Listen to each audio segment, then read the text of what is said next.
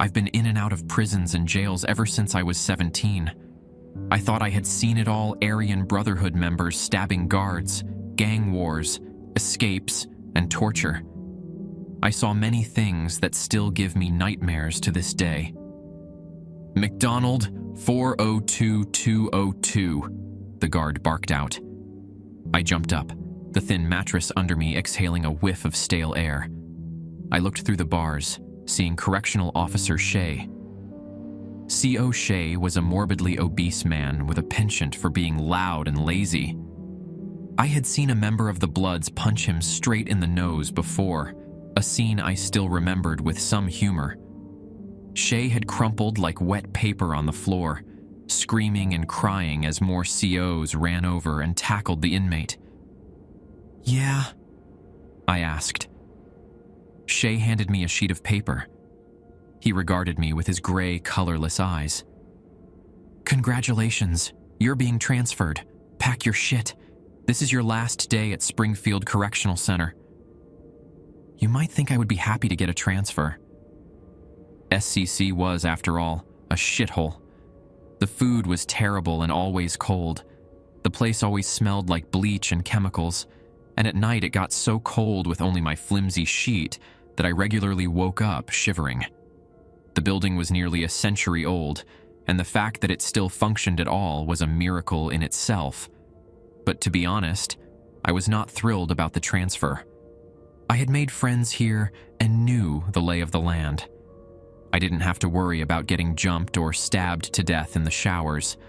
As the old adage goes, it's better the devil you know than the one you don't. I was led out of my cell the next evening with all the worldly possessions I owned, which fit neatly into a clear trash bag with room to spare. I owned some prison clothes, toothpaste, a toothbrush, deodorant, a Bible, a pair of sandals, and a radio. I felt the unbearable lightness of my existence reflected in that bag as it smacked rhythmically against my leg. "Good luck, friend Josh." A rather insane acquaintance of mine named Alvin called out from his cell as I passed down the bleak, concrete hallway. "Take care, man. I hope we meet again on the outside," I said, waving, knowing I would almost certainly never see any of these people again. Hell, I hadn't even seen my family in over 5 years. None of them came to visit me anymore. No one wrote me letters, put money in my commissary account, or sent me books to read.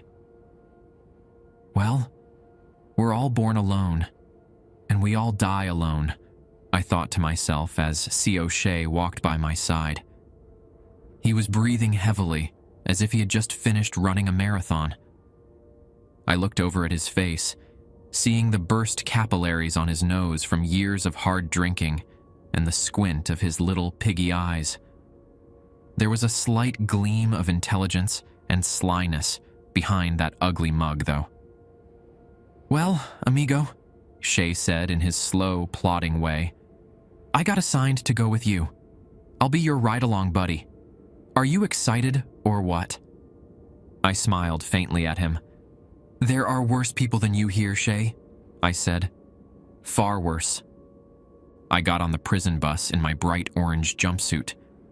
To my surprise, I saw the back was nearly empty. There was only one other prisoner in the back. Shea sat with us to monitor us. We were also handcuffed and ankle-cuffed. A chain ran down and connected the two. I looked over at the other prisoner, a black guy with a shaved head. I think he also shaved his eyebrows. I mean, I literally didn't see a single hair on his head besides eyelashes, which he apparently hadn't found a way to shave. Yet. "Sup," he said. I nodded. "Sup." We sat there in awkward silence as Shea plopped down hard on the bench between us. It groaned like a confused old man. "So what do you know about this place, Shea?" I asked. He sucked down half a bottle of Coke and then heaved a deep sigh. "I don't know much about it, to be frank," he admitted sheepishly. "It is apparently brand new, though. They asked us to send a couple people who met certain criteria." What does that mean? The black guy asked. Shay gave him a serious look. Come on, Timmy, you know what I mean. Hardened criminals. People with long records who tour prisons like some people tour French beaches. I scoffed. There are far worse people than me in prison, I said. Well, they asked for no murderers or gangbangers too. I don't know why, but maybe it is some new government program. They apparently call it an experimental prison. What about me? Timmy asked. Shay apparently knew what he meant. You're not a murderer, Timmy, Shay said, his lips forming the faintest twitch of a smile. You never... Well, there was that time my girlfriend got me to drop some acid with her. She went and killed her parents. Then we hit the road, Timmy said fondly, his eyes rising as if he were looking at a hovering angel in the far-off distance. You were never convicted of any accessory charges, so it doesn't count, Shay retorted. Oh, it counts, Timmy drawled in his slow, plodding way. It counts. Everything in life counts. If I've learned anything in the last 36 years, it's that you can never truly escape anything you've done, good or bad. I couldn't see much from the prison van. There was a small, shatterproof window in the swinging back doors, but it only gave a fleeting view of what was behind us. I noticed the dark forests stretching out to the horizon over rolling hills. We drove for a few hours. The three of us bullshitted, talking about everything from sports to politics to the recent spate of fatal stabbings at SCC. I felt the van stop. I looked out the back window, seeing more endless trees. I didn't see a single house or car on the road we had taken. This place is a ghost town, I said. Shay nodded. Yeah, it's dead as Frank Sinatra around here, Shay said, wheezing out a high-pitched laugh at his own joke. This area used to be big for coal mining, but as it dried up and people lost their jobs, they moved away. You know, my grandfather was a coal miner. Good place to build a prison, huh? Timmy asked. If there is no one around. We were cut off by a clanging alarm up ahead. I heard something large moving, probably the gate opening. Then we were inside. I saw the guard towers and rolls of razor wire for a brief moment as the van pulled into an open garage. The darkness immediately blanketed us. The garage door slowly rolled shut behind us. Shay jumped up. Let's get you boys inside so I can take off your handcuffs and everything, he said, motioning for us to follow. He pulled out a flashlight from his belt, guiding us through the pitch black. The dim light sent shadows racing across the room like groping tentacles. I caught glimpses of strange objects in the darkness. They looked like medieval torture devices. What is this place? I whispered. My voice echoed far too loudly off the cold concrete floor and walls. Those look like torture devices on that table, Shay. I think those bloody things are thumb screws, and that might be a pair of anguish. I pointed to the pear-shaped object with 3 wicked blades whose points came together sitting on a dusty shelf. The ornate handle had springs connected to it.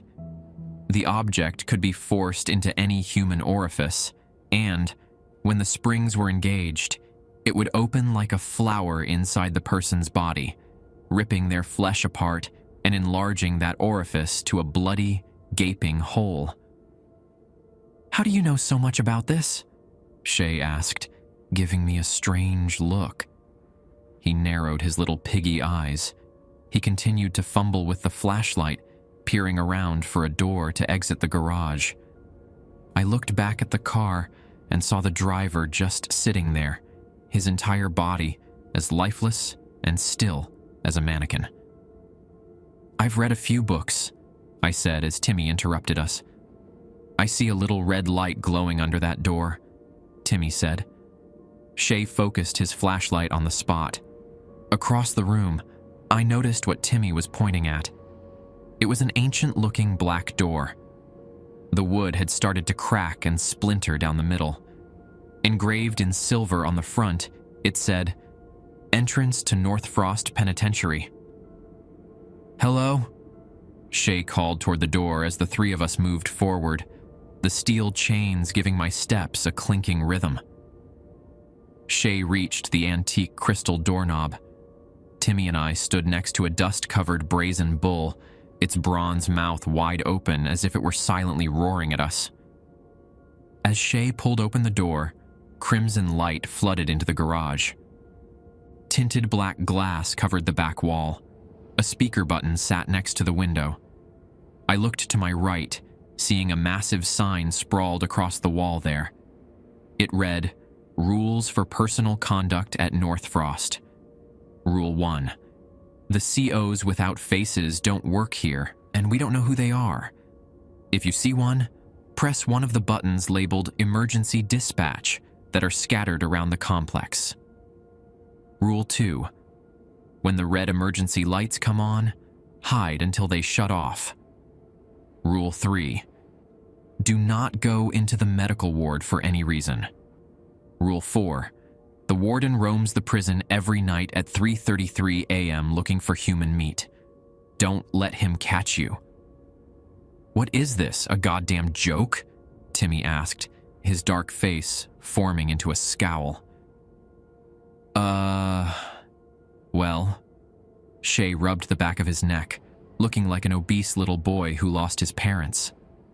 "I've never been here before, but this is all pretty unusual, I'll admit."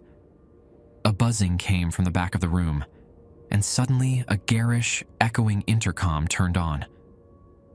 "Please remove their chains and direct them through the door on the left," a female robotic voice said calmly, in a tone as cool as lemonade on a hot day. "Your transfer will then be complete." Shay sighed in relief. "Good," he grunted. "This place gives me the creeps." "Bro, you can't leave us here," Timmy protested.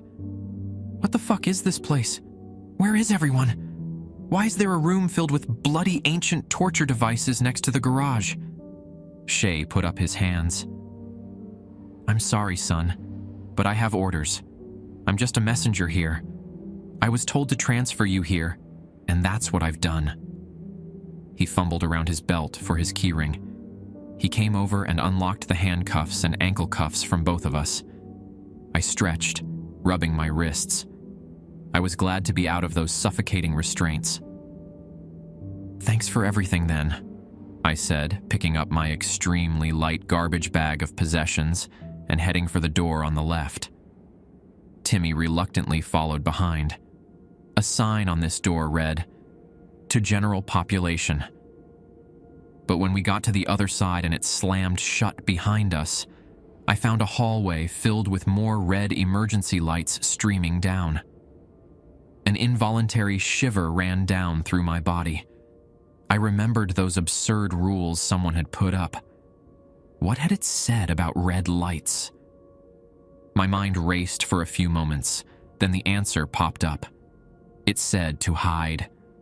A man shrieked up ahead, his voice riddled with agony and terror. The hallway split to the right and left, and I couldn't see anyone. Timmy and I stopped. "Dude, screw this," Timmy said, turning and running back toward the door we had come through.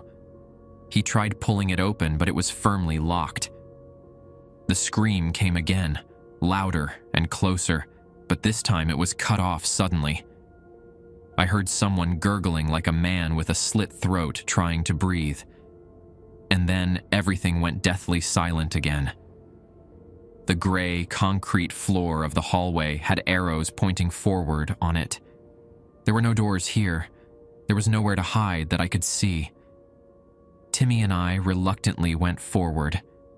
As we got to the intersection, we saw the dead body of a man in a brown khaki uniform. His sightless eyes remained open. They stared up at the ceiling, glassy and still filled with horror. Deep gouge marks bit deeply into the flesh on his back and arms and chest. His throat had been cut, or bit open as well. A spreading puddle of blood encircled his body. I saw a dark blur at the end of the hallway on the right. It looked like little more than a shadow. I whispered to Timmy, pointing. We decided to go left immediately. My heart was pounding at this point. I felt like a soldier walking through the no man's land of a war zone. I expected the attack to come at any moment. The hallway to the left had some doors. I sprinted forward as quietly as I could with Timmy close by my side. I read the first door. To medical ward. Ugh, no, I whispered, going to the second one. I heard light footsteps behind me. Turning, I saw a creature from a nightmare sneaking up on us in the bloody glow of the emergency lights. Its skin was black and shiny, like that of a centipede's. In its general form, it reminded me of a hairless werewolf. It towered over us, its eyes like bone-white cataracts, its claws as long and sharp as a dagger. And yet, its face seemed almost reptilian. It had two small nose holes like a snake and a jaw that unhinged and dropped far below its head. I saw rows of blood-soaked fangs. It gave off a low, gurgling growl that emanated from its chest. With a rush of adrenaline and a sense of mortal terror, I pushed through the second door without reading the sign on the front. Timmy was right behind me. I heard him scream as he fell into me. I found myself in a prison dormitory, and we weren't alone.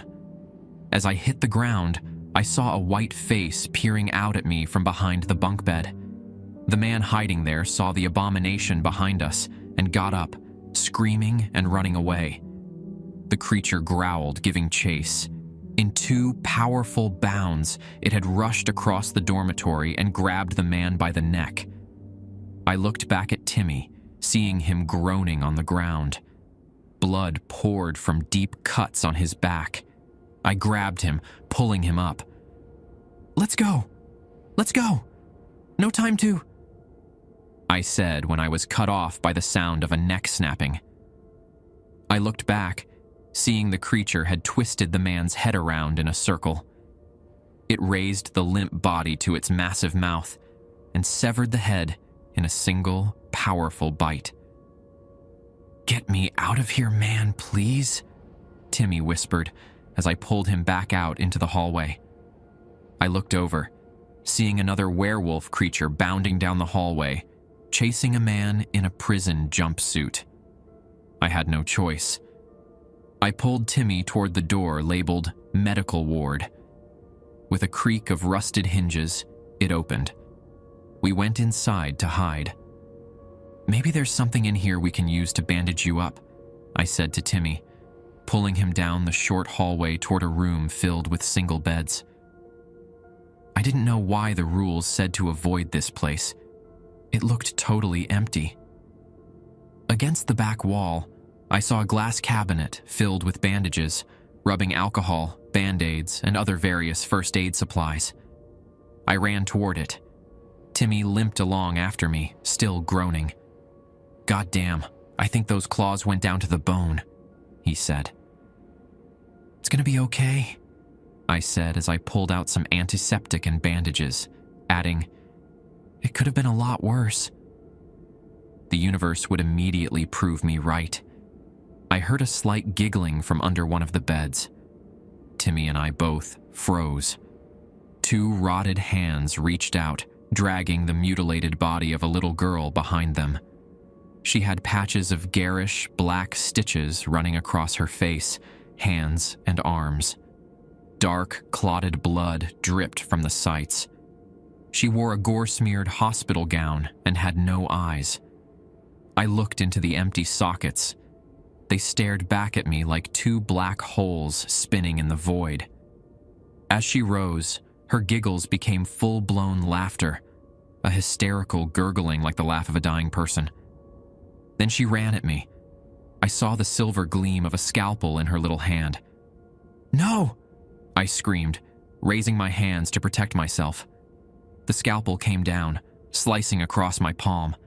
It cut deeply. A cold, Burning pain ran up my arm. I repressed the urge to scream. At that moment, the red emergency lights flicked off. Bright, fluorescent lights popped on, flickering and strobing in rapid succession. Timmy ran forward, tackling the undead girl. But I saw more small hands reaching out from under the beds, hands filled with sores and squirming larvae. I could see the bones of their hands through necrotic patches eaten into their flesh. I ran for Timmy, grabbing him and hauling him up. "Time to go! Now!" I screamed, pulling him forward as more undead boys and girls rose up, all with sharp knives and surgical instruments grasped in their little hands. I felt a sudden pain in my leg. Looking down, I saw a knife sticking out of my thigh. The empty eye sockets of a little boy's face stared up at me, grinning like a skull. I collapsed on the ground as we were surrounded. I prayed to God then, knowing we would die. I prayed that He would forgive me for all my mistakes, because I was on a fast track to the afterlife and would be seeing Him in a few seconds. With a sharp cry of pain, I yanked the knife out of my leg, turning it on my attacker. Then, a gunshot rang out. The head of the nearest girl exploded in a shower of bone fragments and dead maggots. I looked up, seeing Shay standing at the door, his pistol raised. "Come on!" he screamed. "Come on, you idiots! Let's go! Now!" Timmy and I didn't need any more encouragement. As Shay continued to blow apart the nearest of the undead abominations, we limped and scrambled towards him. My leg gave a shriek of pain with every step. We got out of the medical ward, battered and bruised but still alive. "Why'd you come back, Shay?"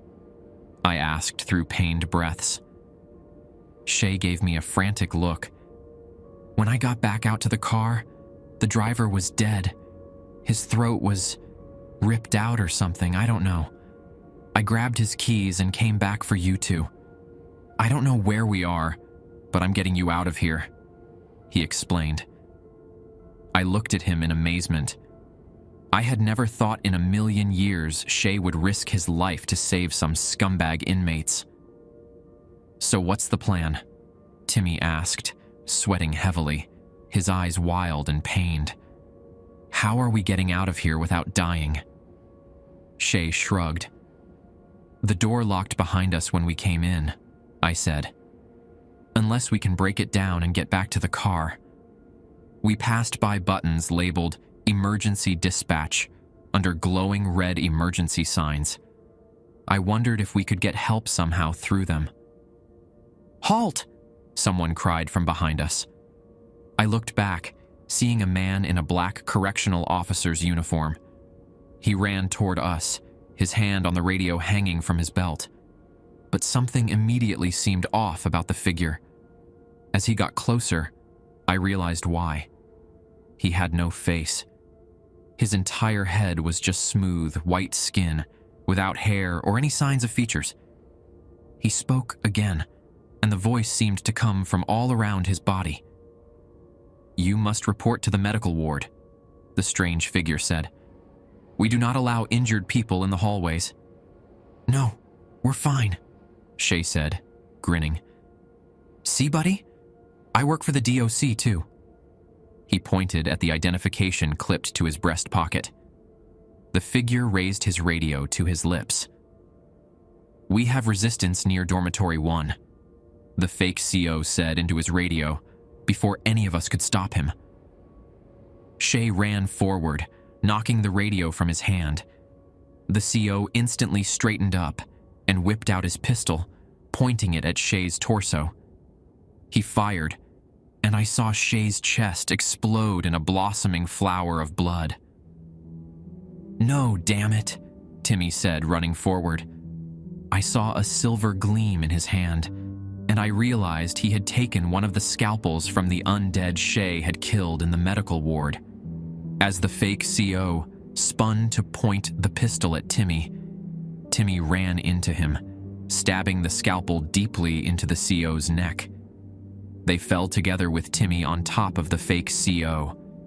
His body weight drove the scalpel deeper into the white, featureless skin. Blood, the color of soot, spurted from the wound. The gun went off, the bullet missing Timmy entirely and smashing into the ceiling. The CO's gurgling death gasps seemed to come from all around his body. I grabbed Timmy. "Get the guns," I said. "They're both dead. We need the guns." He nodded, grabbing the CO's gun and taking an extra magazine from his belt.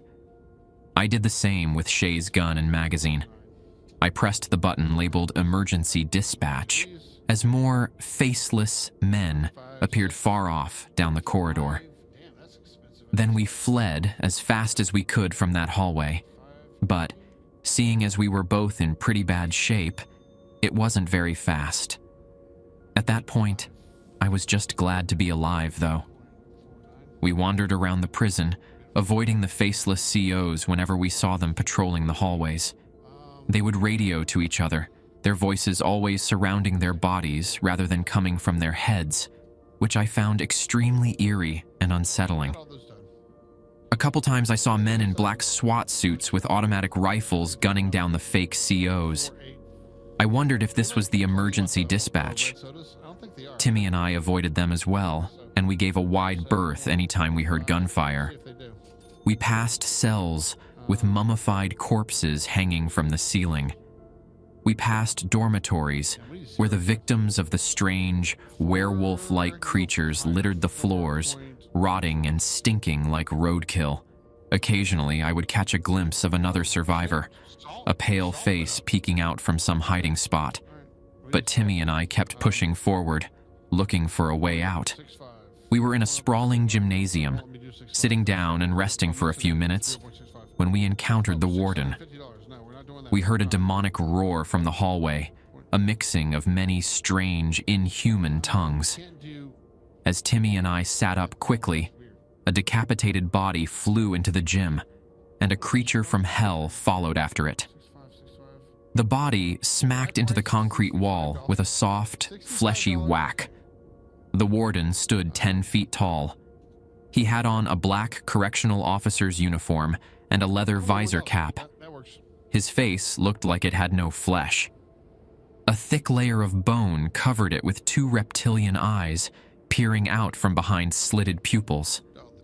He hissed, a forked tongue shooting out of his gaping maw. His fingers looked like sharp daggers of bone. A smell like old leather and blood rose from his body. I'm with you. "Shoot it!" I screamed, raising the pistol and firing at its head. The first shot blew off its visor cap, revealing the hairless reptilian skull underneath. But the bullet only gouged the top of its skull. It ran at us with powerful, bounding steps, covering the distance in moments. Are you kidding me? Timmy and I fired as fast as we could as it got within a few feet of us. It bounded into Timmy like a freight train hitting a car. Timmy's body went flying and smashed against the back wall with the sound of bones shattering. I slammed another magazine in the pistol as the warden turned to me. We had hit it, I saw. One of its eyes had exploded in a shower of gore and vitreous fluid, and its head was bleeding badly. I raised the gun, aiming for the same eye and firing. The warden smacked his hand against his face as if he had forgotten something, falling to the floor. I ran forward, putting the pistol point blank against his ruined eye before emptying the clip. By the end, he wasn't moving anymore. "Oh God," I said, walking over to Timmy. I saw his shattered legs, his broken spine, and his snapped ribs. He coughed up blood. "I'm sorry, Timmy. I really am." His head might have nodded slightly as he died, giving a final death gasp before falling still. I found a ring of keys on the warden's body. In excitement, I ran downstairs and tried the locked door. It worked. I went to the van, pulling out the dead driver and starting it. After smashing through the garage door, I drove it through the gate. It did catastrophic damage to the prison van, Unless but you it wanna got me play far enough hockey. away before the engine gave out. I don't know what kind of prison that was, but I hope I never see that hellscape again. Making a life decision here. Food.